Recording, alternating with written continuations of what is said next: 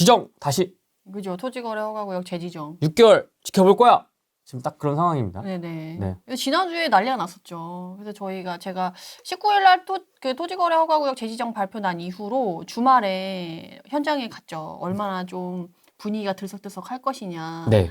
사실 초미의 관심사였잖아요. 19일 날 발표하고 24일에 시행이니까 그 사이에 뭔가 움직이려고 하는 사람들은 그 상간에 움직여야 되니까 급박하게 움직일 수밖에 없는 상황이거든요. 그러면 다녀오셨다는 얘기는 강남 3구나 용산을 다녀오신 거예요? 네, 잠삼대청을 갔다 왔고 이제 반포랑 용산도 좀 확인을 했어요. 그래서 쭉 재지정과 관련된 그러니까 직접적인 영향이 있는 지역들을 좀 돌았고 네.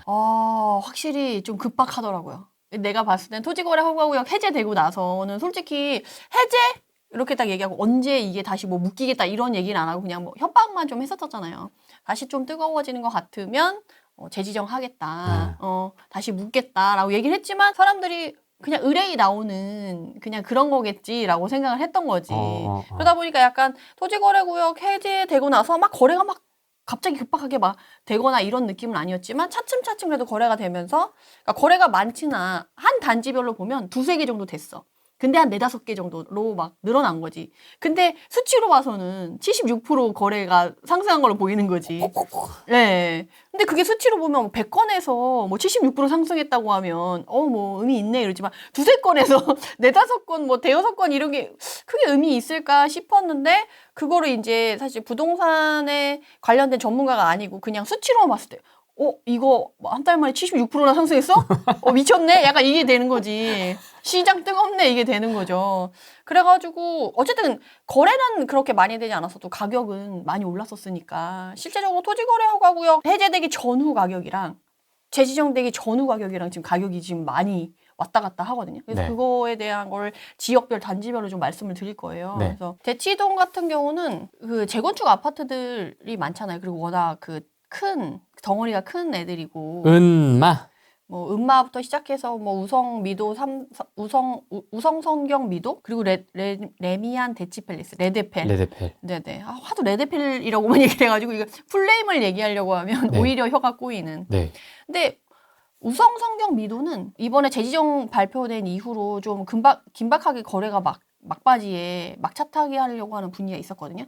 이제 그러니까 기존에 사실 매물이 없어서 거래를 못했어요. 실거주자들만 거래할 수 있었으니까 토지거래 허가구역 이럴 때는. 근데 해제가 되고 나서는 거래가 됐었는데 이번에 재지정된 다음부터는 이제 전세 낀 매물은 아예 거래가 안 되는 거니까 이제 전세를 끼고 팔고 싶어하는 집주인분들은 막바지 팔고 싶어 한 거고 그리고 이제 바로 입주 못하는 실거주자들은 지금 사지 않으면 못 사니까 막바지에 이 19일과 23일 그러니까 20, 21, 22, 23 요 4일 동안에 거래가 거의 몰리는 분위기가 있었거든요. 근데 우성성경 미도는 매물이 없어서 거래를 못했어요. 그러니까 뭐 가격의 변화 이런 것 자체를 가늠하기가 좀 어려운 상태였고 음마아파트도 사실 거래가 많지는 않았던 것 같아요. 매물 자체가 별로 없어가지고. 근데 문제는 음마아파트는 토지거래 허가구역이 해제된 단지도 아니잖아요. 유지됐잖아요. 근데 옆에 레드펠이 해제가 됐어. 이쪽에 올라가.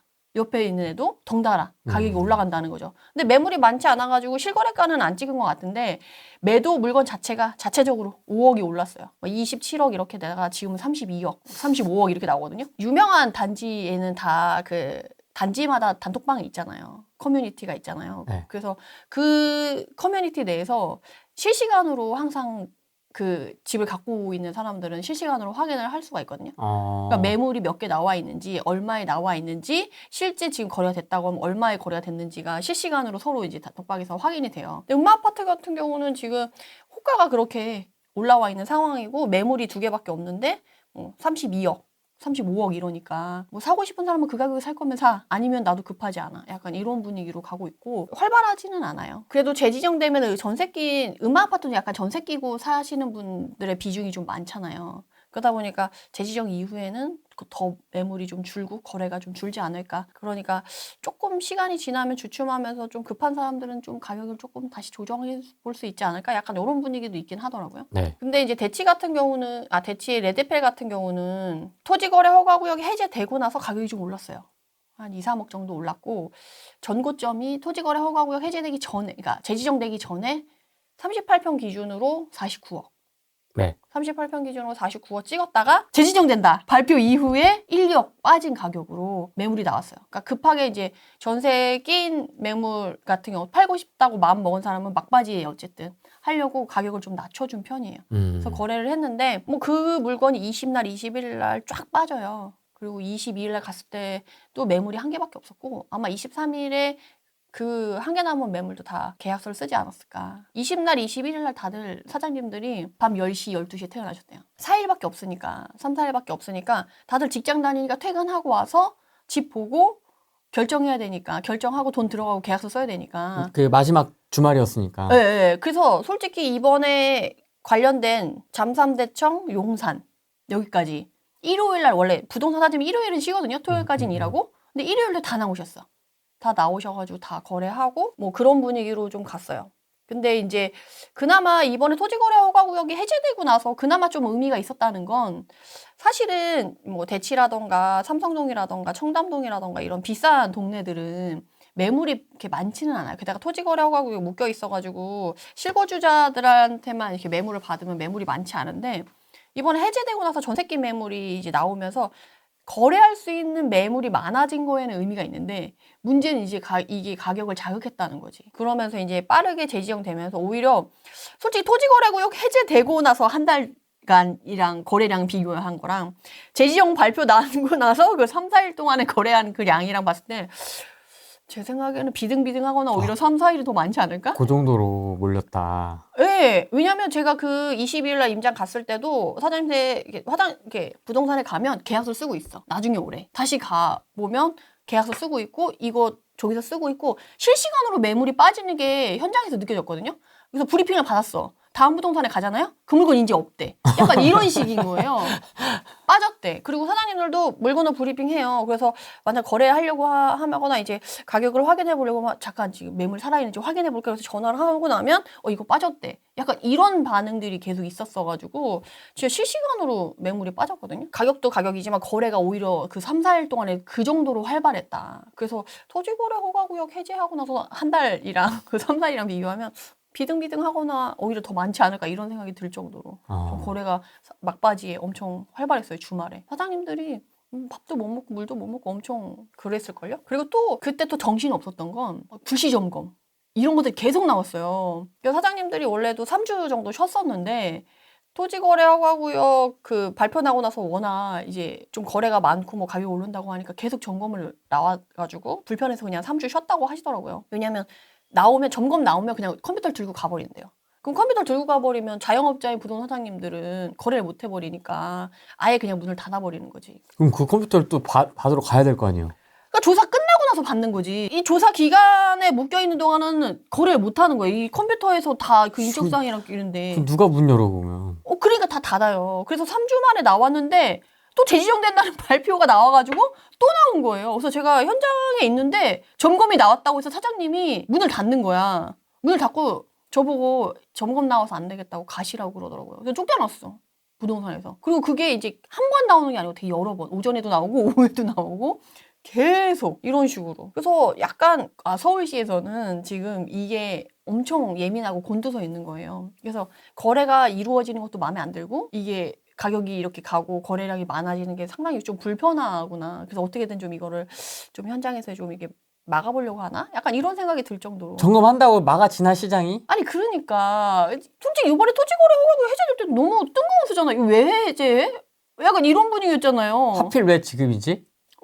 이런 느낌. 네, 그리고 뭐 굳이 막 부동산이 너무 안 좋아가지고 정말 너무 해야 된다 이런 분위기 아니었고 갑자기 왜 해제를 했지라고 싶었는데 갑자기 또 뜨거우니까 재지정도 너무 급작스럽게 하게 돼서 시장의 혼란만 가져오게 된 거죠. 그래서 사실은 지금 이따가도 말씀드리지만 그러니까 대치도 지금 보면은 레테펠 같은 경우도 38평이 토지거래구역 해제되고 나서 49억 재지정 한다고 나서 1억이 빠진 가격에서 거래됐단 말이에요. 47, 8. 그래서 일찍 산 사람은 재지정 발표된 날에 일찍 산 사람 47억짜리도 샀고 마지막에 사신 분은 48억 막 5천 막 이렇게까지 샀거든요. 그래도 어쨌든 토지거래 허가구역 해제된 상태에서 산 사람보다는 좀 싸게 샀다는 거지. 그리고 매도하시는 분들도 엄청 많이 깎아주지는 않았지만 그래도 어느 정도 깎아주는 정도는 나왔다는 거예요. 근데 49억 사시면 어떡해? 너무 억울할 것 같지 않아요? 아니 뭐 거기는 뭐 조금 그렇긴 하지만은 그래도 그래도 이 대치는 그나마 가격 차이가 많이 안 나서 괜찮아. 근데 좀 다른 지역으로 넘어가면 이제 속이 쓰려져요. 그래서 대치는 어쨌든 요런 분위기로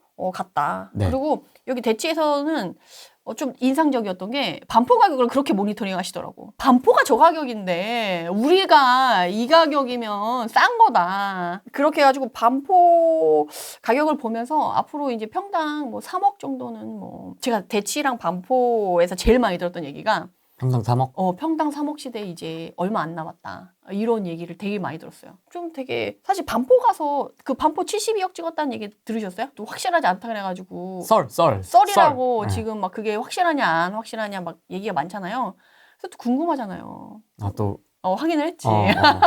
사장님한테 가서 72억 이거 맞냐? 실거래 진행된 거 맞냐? 그래서 이제 요거에서 바로 반포로 넘어가서 얘기를 해보자면 반포 원베일리가 지금 대장 아파트잖아요. 원래 아크로 리버파크였는데 이제 예. 원베일리 들고 나서 이제 원베일리가 이제 대장 아파트가 되고 났는데 예. 이제 원베일리 같은 경우는 한강을 끼고 있는 단지잖아요. 그래서 한강이 보이는 단지 동이랑 한강이 안 보이는 비한강권 동이랑 가격 차이가 좀 많이 나거든요. 그래서 지금 반포에는 그게 안 찍혀 있는데 그 비한강권에 있는 단지들은 54억에서 60억 사이에 나오고 한강 조망이 나오는 동들은 70억 이상으로 매물이 나오거든요. 왕관 딱 네. 써져 있습니다. 네, 원베일리 이렇게 보면 여기 한강변 보이는 거랑 이제 안 보이는 거랑 이제 올라왔네. 70억 올라왔는데 고개를 이렇게 들었네? 네. 지금 3월 3일에 지금 거래한 건데 3월 26일 날 등재된 거잖아요. 네. 제가 지난주 그러니까 여기 오기 전까지만 봐도 없었거든요. 네. 이게 이 한강 조망이 가능한 그 동으로 70억짜리 하나, 72억짜리 하나가 거래됐대요. 근데 이것도 좀 또 비하인드가 있어. 우레이님 그런 비하인드도 좋아하잖아요. 네. 그 부동산 사장님들이 이걸 거래하고 나서 열흘이랑 보름 이내에 다 신고를 했대요, 구청에. 실거래가 신고를 해야 되니까. 근데 요새 또 막 서울시가 엄청 부동산 사장님들 엄청 괴롭히고 있거든요. 꼬투리 잡으려고. 그래서 그 꼬투리 잡힐까봐 엄청 거래 신고를 빨리빨리 잘 하고 있었는데 구청에서 처리를 안 해주는 거야. 열흘이 지났는데도. 신고한 거를. 네. 그래서 자기네들 입장에서 신고했는데 빨리 처리 안 해주니까 내가 뭔가를 빠뜨렸나 싶어가지고 불안할 거 아니에요. 그래서 물어봤다는 거야. 이거 신고했는데 이거 왜 처리 안 되고 왜 안 떠요? 그랬더니 지금 거래가 너무 많아가지고 이게 처리가 늦어지고 있다. 순서대로 처리하고 있으니까 기다려라. 그렇게 해서 열흘이 지났는데도 안 올라왔다는 거예요. 그런 식으로 좀 거래량이 늘어나고 그 거래를 하고 그 가격이 떴다는 거를 이 실거래가를 뜨는데 지금 처리를 좀 늦게 하고 있는 분위기가 좀 포착이 됐거든요. 일부러. 네, 그래서 보면은 그거가 일부러 그랬다라는 생각이 들 수밖에 없는 게 지금 거래량을 보면 우리가 2020년도 6월 1일에 최고 거래량을 찍었었거든요. 15,000건 전체 매매 거래량 서울 부동산에서 2017년도 18년도 요 사이에도 지금 우리가 월평균 거래량이 여기 이게 색깔 들어가 있는 거거든요. 네. 거기에 2배잖아요. 2배 넘게 다들 거래가 됐었어. 지금 2015년도부터도 찍혔었고 여기도 찍혔었고 여기도 찍혔고 여기도 최고 거래량을 찍었어요. 이게 10,000건 이상 거래된 이게 15년부터 20년까지 있었단 말이에요. 네. 이때도 실거래가 신고가 이렇게 늦어지지 않았어. 그리고 이때 이미 공무원들이 적정 수가 이미 포진되어 있을 텐데 지금 월평균 거래량보다 밑에 있다가 이제 월평균 거래량을 2월 달에 찍었거든요. 근데 월평균 거래량 찍었는데 너무 거래가 많아서 처리가 늦어졌다? 앞뒤가 안 맞네? 좀 그렇죠. 이거 지난 과거와 비교하면 거래량이 훨씬 적은데? 그렇죠. 지금 15,000건일 때도 그 얘기가 안 나왔었거든요. 왜 실거래가 신고 이렇게 빨리 안 올라오냐. 왜냐면 사는 사람 입장에서 실거래가 찍힌 거를 봐야 내가 더 비싸게 사는 게 아니고 그래도 어느 정도 적정 가격에 사는 거냐라는 기준이 있으니까 실거래가를 확인하고 사고 싶을 거 아니에요. 그래서 계속 물어보는 거지. 오는 사람들은 이거 왜 실거래가 이거 거래했다는데 이 가격이 너무 높은 것 같은데 왜 안 찍혀 있냐. 이걸 계속 얘기했겠지. 근데 거기서 처리를 안 해주는 걸 어떡해. 그래서 사장님들도 계속 얘기를 했는데 그렇다라는 거지. 그래서 보면 거래량도 이 서울 거래량 보면 6, 7, 8 이렇게 해서 7, 8월에 거래량이 좀 많았었잖아요. 네. 24년도에. 네. 그렇게 해도 월평균 거래량에서 보면 7월 달만 월평균 거래량 100% 정도 나왔고 나머지는 그거보다 못했었어요. 그러고 나서 분위기가 다시 식기 시작해서 한 반 정도밖에 안 나오다가 거래량이 2월 달에 토지거래 허가구역이 해제되고 나서 다시 월평균 거래량이 나온 거거든요. 토지거래 허가구역이 해제되기 전보다는 2배가 거래가 된 건 맞지. 근데 길게 10년, 5년 이렇게 봤을 때는 월평균 거래량만큼 거래가 된 거거든요. 5천 건 정도? 보통 이제 50만 건 정도가 거래되니까 서울은 전국적으로. 근데 서울은 5천. 그쵸. 그리고 5만. 서울은 연간 5만 건 정도가 거래되고. 그래서 이렇게 보면 월평균 거래량 정도 거래됐는데 너무 많아서 처리가 늦어졌대. 약간 좀 의심해 볼 만한 그런 상황인 거죠. 높은 가격을 최대한 늦게. 노출시키고 싶어 하지 않는. 그리고 거래량 늘어난 것에 대해서 이렇게 빨리 확인이 되는 게 그 불편했던 거죠. 근데 약간 그런 분위기지 않았나. 좀 그런 생각이 좀 들더라고요. 반포에서도 언제쯤 실거래가가 올라올까 그랬더니 3월 말 4월 초쯤 되면 그래도 올라가지 않겠어 했었는데 이제 올라왔네요. 70억이. 한강 조망권으로 70억짜리 하나 72억짜리 하나가 거래됐다고 했고 여기 반포 원베일리도 단지 내 이제 단톡방 커뮤니티가 워낙 잘 돼 있어가지고 여긴 더 해요. 그 계약자 본인이 그날 거래하면 그날 바로 나 몇 동 몇 호 얼마에 거래했다 이렇게 바로 올렸대요. 그래서 이 원베일리 주민 사람들은 그날 계약 당일날 알았다고 하더라고요. 그리고 사장님이 현장에 갔을 때 몇 동에 어느 라인인 것까지 딱 얘기를 해줬어요. 72억이 거래됐다라는 걸. 그러니까 사람들이 소문 뜬 소문이다, 거래 실체 아니다, 이렇게 나오니까 아예 그 정황을 다 얘기를 해주시더라고요. 그리고 실거주자가 샀고 어떤 사람이 샀냐 했더니 젊은 사람이었고 사업하시는 분이고 비트코인으로 돈 좀 벌었고 그리고 부모님도 좀 도와주고 해가지고 72억 사신 것 같다. 이런 식으로 얘기를 하시더라고요. 너무 완벽하잖아요. 어느 물건이냐, 매수자의 상황, 가격 이런 것들이죠. 이제 신고가 거래 계약서 한번 쓰면 이제 내 신상 다 털리는 거야. 내 직업까지 다 나오는 거야 이제. 그래서 지금 그럼 반포가 72억 찍었으니까 그러면 34평 기준으로 72억 찍었으니까 평당 2억이잖아요. 근데 평당 3억을 얘기하는 게 옆에 구반포가 지금 입주를 준비하고 있잖아요. 걔네가 이제 들어오면 여기가 원베일리가 지금 평당 2억을 찍었는데 지도를 한번 볼까요? 네. 여기 1, 2, 4주 여기가 입주하잖아요. 이제 분양 예정해서 들어올 거잖아요. 과연 사실 반포에서 진짜 좋은 입지를 따지면 어디가 좋냐라고 했을 때 사실 구반포 사람들은 여기가 최고라고 생각하거든요. 왜요? 왜냐하면 반포에서 우리가 봤을 때는 역에서 난 가깝고 곧더 가까운 데가 좋은데? 곧더 가깝고 여기에 상업지역이 있잖아요. 그냥 돈 많은 사람들, 자기만의 영역을 좋아하는 사람들은 이 단지에 여기 상가를 이용하거나 이런 이 고터를 이용하는 사람들 이외에 여기에 거주하는 사람들만 올 수 있는 이런 약간 어떤 느낌이냐 있죠. 공간에 내가 사는 공간에 사는 사람들만 들어온다라는 그런 거주와 어떤 유흥의 분리 이런 느낌? 영역을 지켜준다라는 그런 느낌? 자기만의 영역? 그러니까 그런 거에서 봤을 때는 여기가 훨씬 더 돈을 가지고 있는 사람들의 심리와 더 맞다라는 거지. 근데 어쨌든 얘가 지금 원베일리도 지금 보시면 아시겠지만 이제 3년차 됐잖아. 23년도에 들어와가지고. 그럼 여기 이제 분양 예정인데 여기 들어오면 얘가 더 신축이잖아요. 아크로 리버파크도 신축일 때 얘가 있는데 원베일리도 신축 들어오니까 바로 대장 뺏겼잖아요. 네. 여기 분양 예정인데 분양할 때 과연 원베일리보다 싸게 할까? 아니요. 당연히 아니겠죠. 분위기도 좋고. 그러니까 여기서 2억 찍었는데 그럼 분양가 2억 5천 안 나오겠냐. 그럼 입주장 끝나고 나면 더 오를 텐데 그러면 3억 가는 거는 그리 먼 얘기 아니지 않냐? 라는 분위기인 거예요. 들어보니까 약간 그럴 것 같죠? 그러네요. 납득이 되죠? 그러니까 여기가 평당 2억 찍었는데 평당 3억은 그렇게 먼 얘기 아니야. 라는 생각이, 그런 얘기들이 반포랑 대치에서는 되게 많이 나오고 있어요. 평당 3억 시대, 이제. 아파트 100억. 그러니까 전 솔직히, 진짜 돈 많은 사람 진짜 많다. 진짜, 어나더 레벨이구나. 다른 세상 얘기구나. 비트코인이 미래다! 진짜 좀 약간 놀랄 노자라고 해야 되나? 진짜 요번에 거래하시는 것도 봤고, 대치 49억 이러잖아요.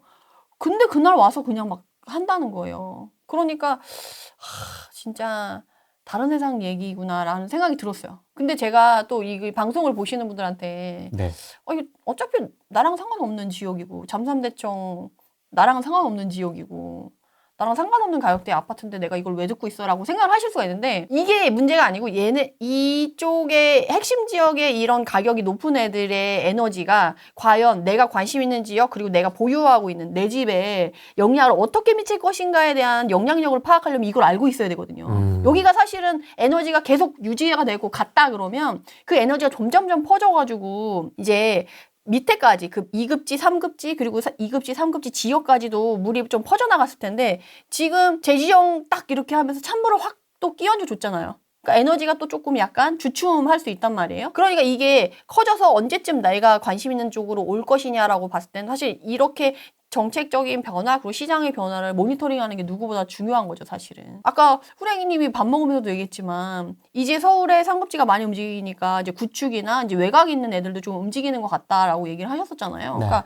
이게 사실은 거기에만 국한돼서 되는 게 아니라 여기 에너지들이 주변에 영향을 미칠 수밖에 없으니까 아 저긴 딴 세상 얘기야 나랑 상관없어 이렇게 하고 치부할 게 아니라 그 분들이 시장이 어떤 영향을 미치고 어떻게 가는지를 알고 있어야지 내가 관심 갖는 지역 내가 갖고 있는 지역에 그것도 파악을 할 수가 있거든요. 그래서 놓치면 안 되겠다. 그거를 좀 말씀드리고 싶어요. 재지정 되고 나서 그 3, 4일 동안에 거래할 사람들이 거래해가지고 이제 매물이 없어요. 그리고 전세기 매물 자체가 지금 거래될 건 다 거래했고 이제 안 팔 매물들만 있는 거 가지고 매물이 재지정 됐다는 발표 나오고 거래할 애들은 다 거래하고 이제 재지정이 시작됐잖아요. 24일부터 매물이 오히려 더 들어갔대요.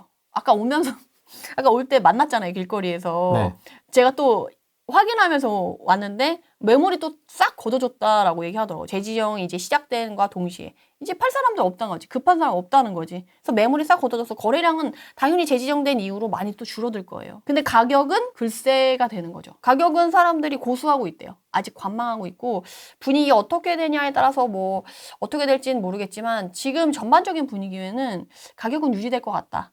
그렇지만 거래량은 줄어들 것 같다라는 분위기가 지배적이다라고 볼 수 있을 것 같아요. 숨고르기입니까? 약간 그렇죠. 이미 해제되고 나서 조금 거래가 많이 됐고 가격이 올랐어요. 그리고 재지정 발표 난 이후로 더 많이 거래됐어. 우리 이전에 24년도에도 상반기 거래 많이 되고 하반기에 조용했잖아요. 지금 또 토지거래 허가구역 이 이슈 때문에 거기서 또 거래가 확 몰려가지고 그 뒤에는 또 조용해지는 거예요. 그러니까 이게 지금 계속 반복되고 있는 거고 이후에는 좀 조용해지는 거죠. 가격은 근데 글쎄가 되는 거지. 제가 봐도 그렇게 물론 이제 잠실 같은 데는 매물이 좀 워낙 많다 보니까 이번에 토지거래 허가구역 해제되고 나서 가격이 좀 많이 올랐었어요. 뭐 잠실 리센치 같은 경우는 토지거래 허가구역이 해제되기 전에 28억 5천, 34평 기준으로 토지거래구역 해제되고 나서 최고가가 32억 9천까지 찍었거든요. 그리고 토지거래 허가구역 재지정 발표 나오고 나서 다시 28억 5천 급매가 나왔어요. 물론 모든 물건이 다 회기해서 28억 5천으로 회기된 건 아니고 원래 32억 밑으로는 매물이 안 나왔었는데 토지거래 허가구역 재지정 발표 이후에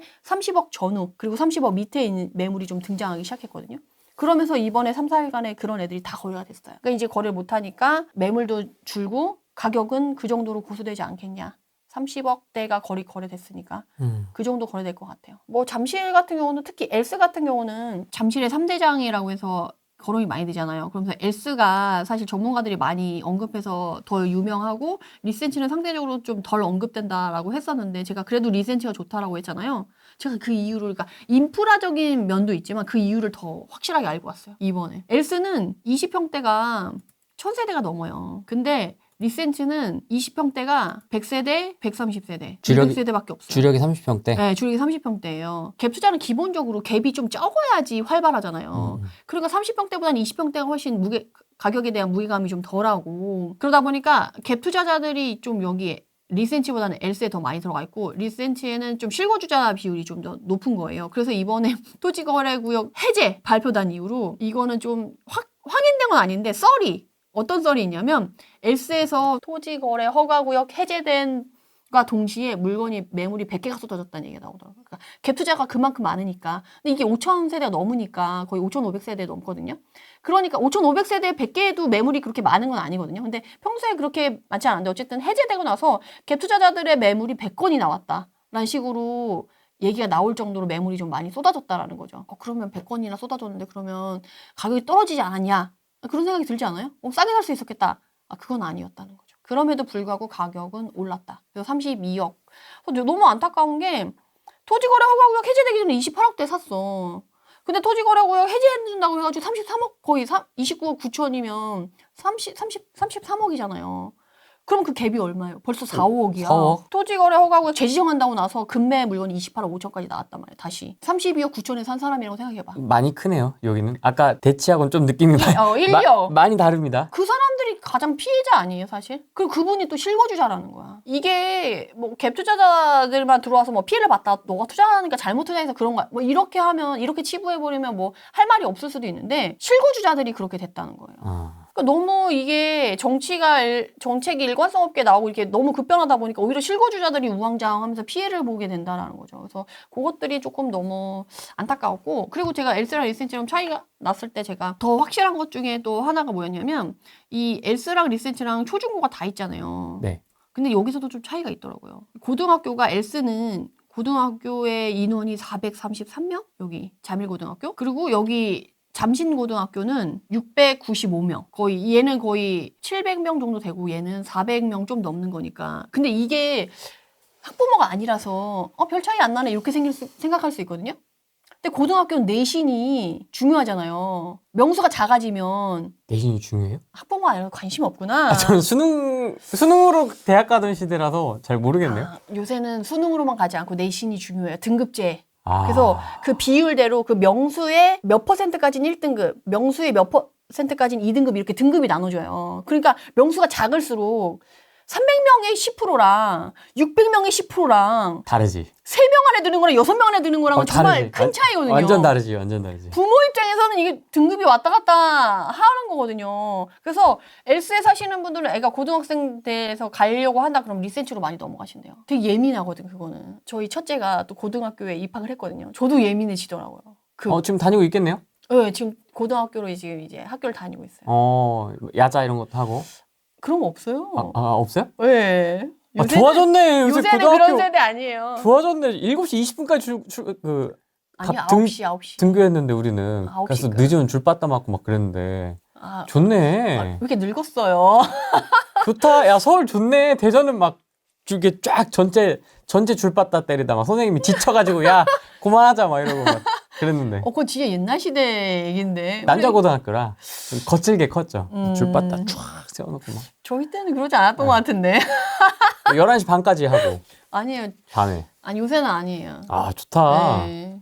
그래서 어쨌든 이 등급이 되게 중요하다 보니까 그러니까 실거주자가 더 리센치를 좋아할 수밖에 없는 상황이 너무 여실해 그런 이유가 있다. 보여지는 거죠. 그래서 이번에 잠실에서 거래하신 분들은 진짜 좀 충격이 좀 크셨을 수밖에 없을 것 같아요. 특히나 이제 엘스나 리센츠 그리고 여기 레크팰리스, 트리지움 쭉 줄여서 여기 파크리오까지 금매로 들썩들썩했어요. 3, 4일 동안. 쭉 보면 근데 레크팰리스 근데 되게 잠실주공 5단지 관련해가지고 또 어떤 에피소드가 있냐면 토지거래 허가구역 해제되고 나서 엘리트가 오르니까 잠실주공 5단지는 해제가 안 됐잖아요. 근데 옆에 있으니까 당연히 가격이 견인돼서 갔겠죠. 그래서 잠실주공 5단지 사실 엘리트가 연식이 이제 좀 됐잖아요. 2008년도에 준공이 됐으니까. 그래서 이제 엘리트에 있는 사람들이 잠실주공 5단지가 이제 새 아파트가 될 거다라고 해가지고 많이 넘어가려고 하는 분위기가 좀 형성되어 있기도 하거든요. 게다가 얘네가 이제 건축심의 하고 있어가지고 4, 5년 후에는 이제 이주하지 않을까라고 기대를 하고 있는 상황이어가지고 다들 이제 잠실주공 5단지에 관심이 많아요. 그래서 이제 토지거래 허가구역 해제되고 나서 잠실주공 5단지도 가격이 좀 오르려고 하니까 8, 9건 정도가 거래가 됐대요. 근데 토지거래 허가구역이 해제되고 나서, 그러니까 해제되기 전에 거래를 한 거지. 그리고 해제되고 나서 이제 이게 토지거래 허가구역이 묶여 있으면 이게 계약서를 쓰는 게 오래 걸려요. 이게 심사를 하고 나서 심사에 통과하면 계약서를 쓰는 거거든요. 가계약금을 걸고. 그러니까 가계약금을 걸면 그게 계약이 성사된 게 아니고 얘 약정서라고 해가지고 약정서만 왔다 갔다 하는 그런 상황인 거예요. 계약은 이루어지지 않은 상태예요. 안 된다 그러면 다시 돌려줘야 되는 약간 그런 상황인데 이게 심사가 통과됐어. 근데 토지거래구역이 해제된 거예요. 가격이 올랐어. 지금 잠실 엘리트가 지금 5억이 쫙 올라갔죠. 잠실주공 5단지 갖고 있는 사람 입장에서는 어때요? 올리고 싶다. 올리고 싶죠. 계약금을 1억밖에 안 걸은 거야. 5억이 올랐어. 그래서 8, 9건 중에 7, 8건이 배액 배상을 했대요. 그래가지고 계약이 쫙 다 파기됐대요. 그랬는데 한 건만 진행이 된 거예요. 그래서 한 건이 왜 진행됐나 이렇게 봤더니 그 사람은 계약금을 4억을 걸었다는 거야. 지금 4억 올랐는데 배액 배상에서 4억을 돌려주면 그건 좀 이건 진짜 깨지도 못해. 이건 깨지 못하는 거지. 그러니까 결국에는 배액 배상을 할 수 있는 계약금의 금액이 정해져 있다는 거야. 이 구역에서는 1, 2억까지는 괜찮은데 그 이상 넘어가면 배액 배상이 어려워지는 그런 그 금액의 구간에 올라온다는 거지. 그래서 그 한 건은 4억을 걸어서 못 깼대요. 나머지는 다 깨졌고. 근데 문제는 이번에 토지거래 허가구역이 재지정되면서 이제 빠질 애들은 다 빠져가지고 이제 거래량이 줄고 나면 또 어떻게 될지 모르니까 또 여기선 되게 혼란스러워하는 분위기가 형성되어 있더라고요. 그리고 레이크 팰리스 같은 경우는 여기도 마찬가지로 지금 금매가 좀 나오고 있어요. 얘도 이 34평 기준으로 29억까지 거래됐다가 28억 5천, 28억 막 이렇게 금매가 여기 갔을 때 되게 신기했던 게 급한 급매물이 하나 있었던 거예요. 모든 부동산에 갔을 때 그 급매를 어떻게든 빨리 팔아보려고 다 이구동성으로 그 얘기만 하시는 거야.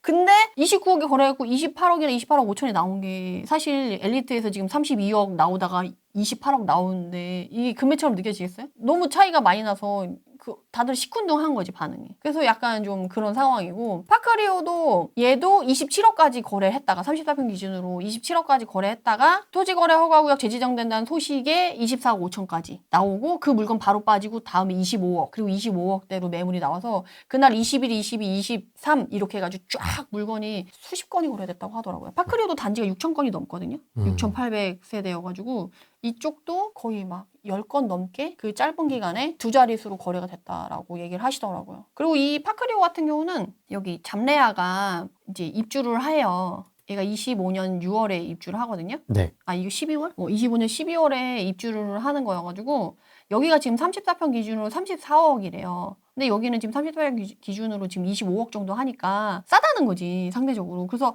이 파크리오에서 사장님들은 얘보다 엄청 싸. 그리고 막 이 가격이 살 수 있는 건 얼마 안 남았어. 막 이런 식으로 엄청 어필을 하시는데 입지가 다르잖아요. 완전 역세권, 초역세권에다가 그 똑같이 올림픽공원에 빨리 들어갈 수 있긴 한데 여기 정문에서 이렇게 들어간다는 느낌이랑 옆으로 들어가는 느낌이랑 이게 약간 이쪽이 앞단지 느낌이 이렇게 뒷단지 느낌이잖아요. 그래서 약간 그런 게 있다. 그리고 여기 또 파크리오는 1단지, 2단지, 3단지 엄청 커요. 뒤로 갈수록 여기 열심히 걸으면 한 15분, 20분 정도 걸리거든요. 여기 진짜 넓던데요? 네. 도시야 도시 그냥. 예, 헬리오도 네. 뭐 만세대라서 저기서 끝과 가려면 한 20분 열심히 걸어가야 되거든요. 여기도 한 15분 정도 열심히 걸어가요. 끝까지 갈 수 있어요. 그래서 물론 초등학교가 여기 있어가지고 이제 초등학교 원하는 사람도 뭐 3단지도 괜찮아 하지만 그래도 5천만 원 정도는 차이가 나요. 앞동이랑 뒷동 여기 3단지랑. 그리고 여기는 약간 이 중앙 대로가 좀 활발하고 여기에 주변에 있는 단지들을 좀 선호하는 편이거든요. 여기 좌우로 뻗어져 있는 단지들보다. 그래서 여기 중앙 대로에 있는 단지들과 아닌 단지들 간에 좀 가격 차이도 좀 있고. 근데 여기 잡레아 때문에 좀 또 영향을 받고 있긴 하더라고요. 여기 사람들이 잡레아로 좀 많이 넘어가려고 하고 전세 사는 사람들도 그럴 것 같지 않아요? 레일도 또 있고. 그러니까. 많이 넘어가겠죠. 그러니까 파크리오는 여기 입주하면 영향을 받을 수밖에 없어요. 그래서 지금 잠실 같은 경우 지금 잠산대청 이렇게 했을 때 대치도 그렇고 삼성도 그렇고 청담도 그렇고 뭐 다른 데서 다 얘기해요. 우린 잠실이랑 달라. 잠실은 매물도 많이 나오고 토지거래 허가구역 재지정된 다음에 금매도 좀 나와가지고 거래 되게 많이 한 걸로 알고 있는데 우리는 달라. 약간 이런 분위기가 형성되어 있어요. 삼성이랑 청담동도 매물 자체가 많지 않고 거기는 사실 청담이랑 삼성동은 그냥 그 가격에 그냥 계속 갔어요. 토지거래 허가구역 재지정된다는 얘기 나왔어도 34평 기준으로 여기 보면 사실 여기 삼성이랑 청담동은 주거 지역이라보다 상업지역 그 일자리 지역이라는 그게 많아가지고 대단지가 막 많이 있다기보다는 소규모 단지들이 있고 정말 대단지는 여기에 조금 몰려있는 거 이외에는 사실 별로 없거든요. 물론 요 위에 뭐 이편한 세상 대림이라던가 뭐 이런 애들이 좀 있긴 한데 그래도 어때요? 단지 밀집도가 여기만큼 그렇지 않고 잠실의 주거지역 막 이렇게 있는 거랑은 좀 차이가 있잖아요. 그러다 보니까 이쪽에서는 매물이 그렇게 많이 나오지 않는 거예요. 그래서 여기서의 지금 가장 대장 아파트는 라클렛이거든요. 여기가 가장 신축급이고 34평 기준으로 가격대가 엄청 높죠. 여기도 좀 막 점프 이렇게 막 올라가 있죠. 그죠? 기존에 막 32억 했는데 막 37억 막 이렇게까지 거래됐으니까 얘네도 확 올라가는데 이 가격을 고수하는 분위기예요. 재지정된 발표난 이후에도 뭐 잠실은 조금 싸게 거래를 했다라고 하지만 여기 좀 준신축급인 힐스테이트도 마찬가지고 여기서는 가격을 막 금매를 막 확 던진다 이런 느낌보다는 대치처럼 뭐 조금 조정해주는 그런 부분은 있을 수 있어도 5천에서 1억 이내 가 조정이 되는 거지 막 잠실처럼 막 5억, 4, 5억이 막 왔다 갔다 하는 그런 정도는 아니라는 거죠. 그래서 보면 대치, 삼성, 청담은 크게 많이 금매가 나오지 않았는데 잠실은 워낙 갭투자도 활발한 단지들이 있었고 대단지고 매물이 있고 하다 보니까 금매들이 좀 있었다. 그래서 가격의 변동폭이 좀 컸다. 뭐 이런 차이가 좀 있을 수 있겠다. 그래서 이번에 어쨌든 토지거래하고요 재지정 되고 나서 3, 4일 동안에 지금 거래가 엄청 활발하고 가격도 왔다 갔다 하잖아요. 그래서 현장에서 제가 들었던 정말 재밌는 단어가 오세훈표 반짝 세일이었다. 반짝 세일? 이 금매가 나왔잖아요. 금매 나온 걸로 지금 잠실 쪽에서 나온 얘기예요. 잠실에서 그런 물건들이 막 나왔으니까 반짝 세일이 이루어졌다. 그 3, 4일 동안에. 약간 그런 식으로 얘기를 하시더라고요. 제가 시작할 때도 말씀드렸지만 나랑은 다른 세상이야라고 치부해볼 게 아니라 그래도 그 분위기는 알고 있는 게 중요하니까. 아 왜요? 저희 호랭이 TV도 돈 많으신 분들 많은데. 아 그쵸. 돈 많으신 분들도 많죠. 아까 그거 뭐였죠? 반포? 다들 반포 DH 클래스트 아파트? 네네. 아, 딱 길다. 반포 DH 클래스트. 이거 사요? 사고 싶으면 사세요. 여러분 사십시오. 찍어드립니다. 네테아가 찍었다. DH 클래스트 사십시오. 이런 거. 여러분 돈 많잖아요. 저는 못 가지만 여러분들은 사십시오. 이런 거. 근데 또 이 잠실 안에서도 좀 특이한 게 갭 투자가 좀 들어갔었던 단지냐 아니냐에 좀 차이가 큰데 여기 우성 1, 2, 3차랑 아시아 선수촌 여기는 네. 실거주 비율이 상당히 높은 단지거든요. 그리고 생활권이 여기 엘리트랑 되게 마주보고 있는데도 불구하고 딱히 갈리는 듯한 느낌이 있어요. 수요층이 달라요.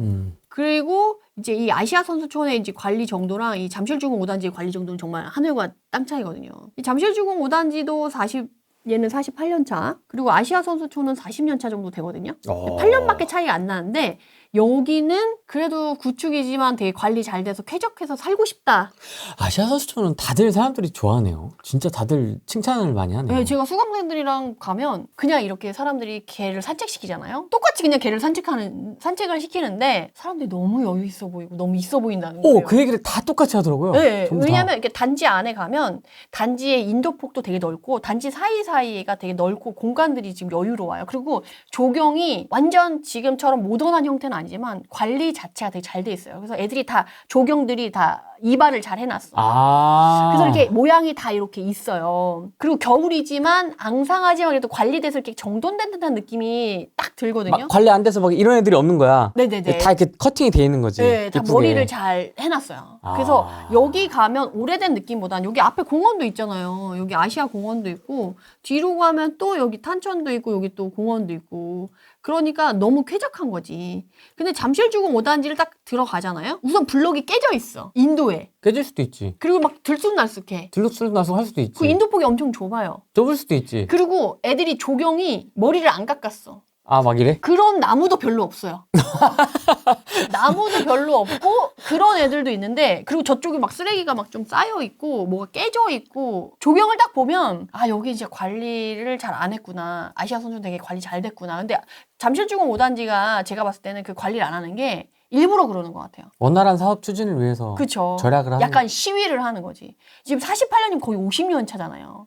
보통 30년대에서 이제 재건축을 으쌰으쌰해서 시작을 하는데 벌써 20년에 가깝게 지금 재건축을 원하고 있었던 거잖아요. 근데 이게 재건축의 이슈하면 잠실주공 5단지 그러면서 막 집값 상승의 요인 뭐 이렇게 정책적으로 좀 약간 압박이 워낙 가다 보니까 이게 진행을 안 시켜주고 이런 부분이 있어서 약간 시위의 일환으로 도색도 안 하고 아시아 선수촌 도색도 깔끔하게 잘했거든요. 근데 여긴 도색도 안 하고 곰팡이 핀 상태로 그대로 있고 도로 정비나 인도 정비나 뭐 이런 조경 이런 것들을 그냥 싹 다 안 해요. 그래서 아시아 선수촌은 특히나 또 실거주 비율이 높고 오래된 아파트임에도 불구하고 잠실주공 5단지는 세입자 비율이 좀 높고 그래서 요런 차이도 좀 있어서 우성 1, 2, 3차 아시아 선수촌은 토요일, 일요일 날 토요일에도 토지거래하고 재정되고 나서 지금 잠실 일대랑 막 난리 났잖아요. 부동산이 다 문을 닫았어. 사장님들이 그냥 토요일, 일요일에도 다 쉰 거예요. 거래가 없었던 거지. 실거주자들만 있으니까. 그리고 이쪽은 토지거래 허가국이 해제되지도 않았고 재지정 됐을 때도 매물이 더 나오거나 뭐 이렇게 반응이 없는 거예요. 그러니까 잠실이랑 전혀 분위기가 다른 거지. 그래서 아시아 선수촌이랑 그 우성 1, 2, 3차는 오히려 같은 잠실이지만 좀 달랐다 분위기가. 그것도 좀 챙겨드리고 싶어요. 잠실주공 보고 저도 깜짝 놀랐어요. 사람 사는 곳이 맞나? 여기가 서울 잠실 맞나? 한참을 둘러봤던 기억이 납니다. 맞아요. 앞에 막 백화점 있고 엄청 삐까번쩍하잖아요. 주변은 다. 네. 근데 아파트 단지 내에 들어가면 세상 여기가 맞나? 진짜 그런 생각이 많이 들죠. 그래도 준다고 하면 마다하지 않을 단지죠. 역삼동. 역삼동은 아파트가 많진 않죠. 역삼동도 뭐 그렇긴 한데 역삼동은 이번에 제가 따로 돌진 않아가지고 분위기를 이렇게 딱 알지는 못할 것 같아요. 근데 역삼동 자체가 사실 여기도 보시면 아파트 단지가 몇 개 없어요. 그래서 크게 뭐 변화가 있을 것 같지 않고 삼성이랑 청담이랑 비슷한 분위기로 가지 않았을까 싶고요. 네. 그리고 이 삼성 청담에서 좀 또 특이한 거는 여기 라클렛이 가격이 아까 간 걸 봤었잖아요. 근데 여기 사람들은 어떻게 생각하냐면 여기 도곡렉슬이 가격이 좀 올라가잖아요. 네. 뭐 여기 가격이 올랐어? 그럼 우린 더 올라야지. 약간 이런 분위기가 형성되어 있어요. 왜 도공렉슬이에요? 참고 자료가? 그러니까 여기에서 사시는 분들의 수요가 일로도 많이 넘어온다는 얘기지. 그래서 사실 제가 이전에 그 기업 강의 이런 거 갔을 때 이제 30억, 50억, 100억 정도 자산을 갖고 계시는 분들이 강남에서 압구정 가기는 좀 애매하잖아요. 그러면 이제 삼성동으로 갈 거냐, 도곡동을 갈 거냐, 역삼을 갈 거냐, 대치를 갈 거냐, 이제 개포를 갈 거냐 이런 걸 좀 고민을 하시는데 이전에는 개포가 거의 주도했잖아요. 근데 이제 개포가 또 너무 올랐으니까 이제 그 다음에 이제 도곡이랑 역삼이 되거든요. 그래서 도곡이랑 이렇게 역삼이 좀 꿈틀꿈틀해서 올라가고 그러니까 여기가 올랐어? 그러면 삼성이 참지 못하는 거지. 얘네가 이만큼 올랐으면 난 더 올라야지라고 하면서 이렇게 서로 그 에너지를 주고받는 거죠. 그래서 그런 식으로 지금 형성이 돼가지고 최근에 좀 도곡렉슬이 좀 올랐어요. 그래서 도곡렉슬 올랐으니까 라클렛은 더 올라야지 하면서 이제 삼성 청담들 있는 단지들이 좀 올랐다는 거죠. 그래서 역삼도 그거에 영향을 중간에서 같이 받았을 거예요. 반포동 구쪽은 상황이 어떤가요? 처음 토지가 돼서 점점점. 사실 반포는 토지거래 허가구역 지정됐을 때 왜 반포만 토지거래 허가구역 안 묶었냐 얘기가 많이 나와가지고 그랬었는데 이번에 같이 묶이는 거 아니냐 묶어야 됐었던 거 아니냐라고 했을 때 오히려 이제 해제가 되고 오히려 반포를 묶어야 되는 거 아니냐 했을 때 해제를 해줬잖아요. 그러고 나서 이제 재정됐을 때는 용산까지 쫙 묶은 거였는데 반포 구축을 또 구축 나름이잖아요. 어디를 얘기하시는지 모르겠지만 만약에 구반포를 얘기할 거면 아까 얘기를 드렸고 예. 지금 잠원에 있는 여기 구축들 같은 경우는 사실 메이플자이가 으쌰으쌰 열심히 가려고 하고 있거든요. 얘가 특히 6월에 입주여가지고 네. 우리도 여기 원베일리 못지 않아 약간 요렇게 가고 싶어 하는 뉘앙스가 있긴 한데 그래도 여기 잠원동 입지는 이제 여기 구반포나 신반포 입지를 따라가기는 어렵기 때문에 다르다는 거는 좀 알고 계셨으면 좋겠어요. 그래서 사실은 이제 내가 반포에 진입하고 싶다라고 하시는 분들이 이제 잠원동에 들어오셔가지고 이제 넘어가는 징검다리 역할로서 여기가 입지가 이렇게 사람들이 막 들어와요. 그래서 보면 여기 지금 30평대에 20억 막 이렇게 돼 있잖아요. 여기로 들어왔다가 돈 벌어가지고 전세 살면서 여기로 넘어가는 거죠. 이런 식으로 넘어가는 형식으로 돼 있어서 여기가 잘 가면 여기도 짱짱하게 잘 가기 때문에 막 흔들리거나 그런 분위기는 아니다라고 말씀드릴 수 있을 것 같고 토지거래 허가구역 지금 재지정되고 나서 시고주만 해야 되니까 이것 때문에 이제 매매가는 솔직히 지금 매물이 거기 다 들어가고 거래가 이제 소강 상태가 될 거예요. 가격은 글쎄 하면서 이제 유지가 돼서 갈 가능성이 높고 다만 더 문제가 되는 거는 이제 매물이 잠기잖아요. 매물이 잠기면 이게 매매만 묶이는 게 아니라 전세의 매물도 잠겨요. 지금 사실 강북에 이제 지난번에 말씀드린 레미안 라그란데라던가 장위 그리고 뭐 아이파크, 휘경 뭐 디센시아 뭐 이쪽에 11,000세대 정도 올해 있는 거 빼고는 지금 서울은 입주 물량이 그렇게 많다라고 보기는 어렵거든요. 이제 강북이랑 강남의 수요는 또 다르기 때문에. 근데 강남에는 지금 올림픽 파크 포럼 끝나고 나서는 큰 입주량이 몇 개 없어요. 있긴 있지만. 그렇게 했을 때 지금 이런 식으로 토지 거래 허가구역 묶였어요. 근데 묶여가지고 이제 실거주자만 거래를 하고 들어갈 수 있잖아요. 그래서 이제 요번에 토지 거래 허가구역 해제됐을 때 막바지에 거래되는 이유가 전세를 낀 매물은 거래 자체가 안 되니까 그걸 하자라는 사람들 때문에 거래가 좀 늘었던 건데 이제 전세를 낀 매물은 거래를 못 하다가 만기가 됐을 때라야 이제 실거주자가 들어오면서 이제 거래를 할 수 있는 상황이잖아요. 네. 그럼 전세 만기가 됐어. 원래 전세자가 들어갈 수 있었던 매물이에요. 근데 실거주자가 거래했어. 실거주자가 들어가죠. 그럼 전세 매물이 한 게 없어진 거잖아요. 그죠? 근데 지금 앞으로 서울은 공급 물량이 내년부터 급감하죠. 그리고 전세가 올라갈 거다라고 얘기를 했어. 이주할 수 있는 물건 자체가 공급 물량이 많지 않으니까 토지거래 허가구로 묶여가지고 기존에 이제 전세 만기 달아온 사람들이 실거주로 대체가 되면서 그 전세 매물이 또 없어지잖아요. 그럼 매물이 또 전세 매물이 잠기면서 더 줄어드는 거기 때문에 전세가 상승에 또 같이 영향을 줄 수밖에 없는 상황이어서 사실 이게 조금 걱정이 되긴 해요. 토지거래 허가구역 재지정을 또 이번에 시원하게 강남 3구와 용산 뭐 거래가 되든 안 되든 가격이 오르든 안 오르든 상관없이 다 묶었잖아요. 지금 송파에 거여마천은 지금 난리 났어요. 이 마른 아래는 알벼라. 지금 21년도 이후에 급락하고 난 이후로 아직 회복을 못 했거든요. 우린 왜 지금 이러고 있는 거죠? 네, 우린 왜? 우린 뭐야? 저기는 지금 막 거래하고 막 잔치 벌였다라고 해도 우리는 되게 썰렁한데 이걸 같이 같은 대상에 놓고 묶는 게 이게 말이 되냐? 그러니까 되게 상대적으로 너무 억울한 거죠. 그러니까 제 생각에는 그것 때문에 약간 부작용이 있으니까 그걸 지켜보겠다는 의미로 6개월을 준 거지.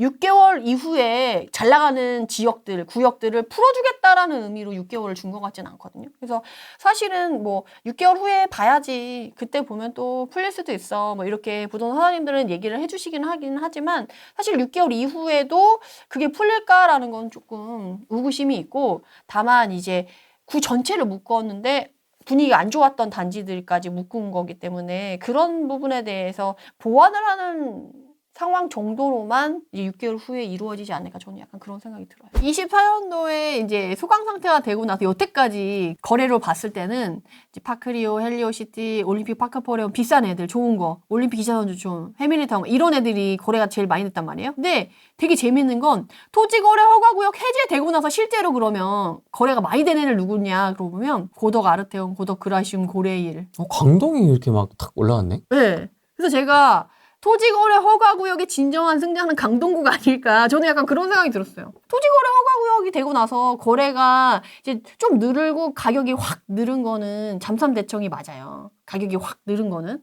근데 문제는 그러니까 거래가 더 많이 있는 건 오히려 이런 식으로 고덕이 훨씬 더 많이 늘었다라는 거죠. 파크리오, 헬리오시티, 올림픽 파크포레 얘네들은 다 거의 강남생활, 그 송파생활권 막 이렇잖아요.